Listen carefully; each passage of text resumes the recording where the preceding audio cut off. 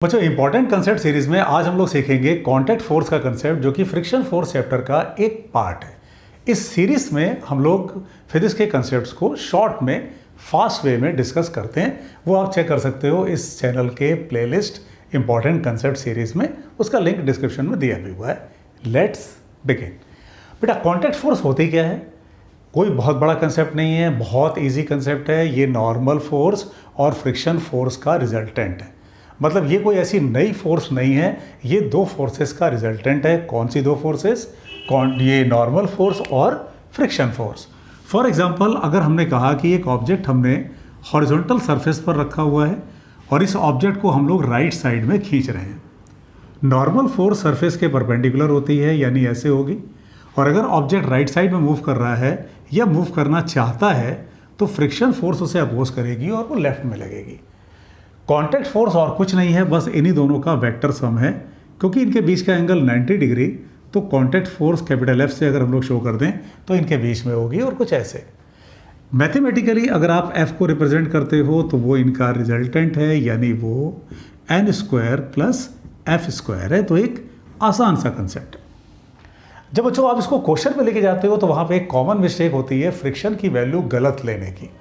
ये चेक करना पड़ता है आपको कि फ्रिक्शन अपने मैक्सिमम पे काम कर भी रही है या नहीं।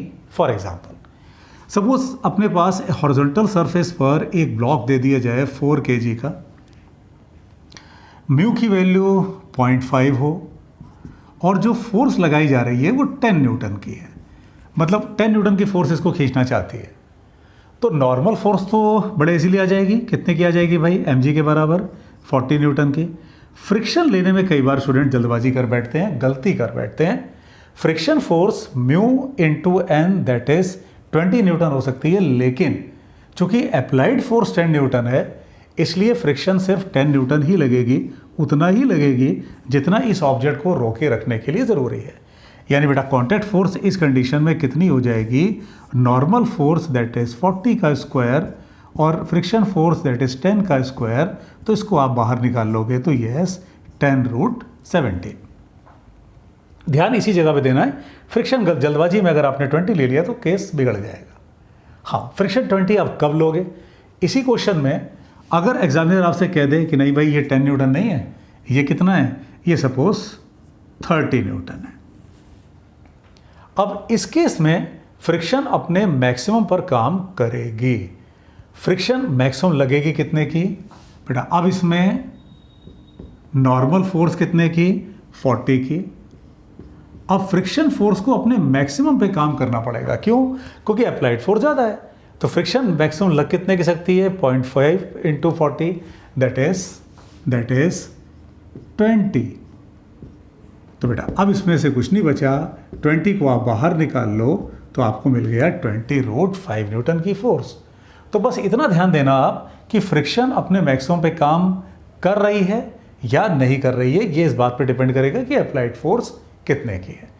एग्जैक्ट यही कंसेप्ट अगर एग्जामिनर आपको इंक्लाइंड प्लेन पर किसी ऑब्जेक्ट को रख के दे दे, मान लो ये एंगल थीटा है और एक ऑब्जेक्ट को इंक्लाइंड प्लेन पर रखा, कंसेप्ट बिल्कुल यही रहेगा। बस फर्क इतना ही आ जाएगा कि यहाँ n = mg है तो यहाँ पर normal force mg cos theta की होगी। फॉर्मूले में कोई अंतर नहीं। फ्रिक्शन फोर्स का और नॉर्मल फोर्स का रिजल्टेंट है कांटेक्ट फोर्स। ये फॉर्मूला यहाँ भी चलेगा।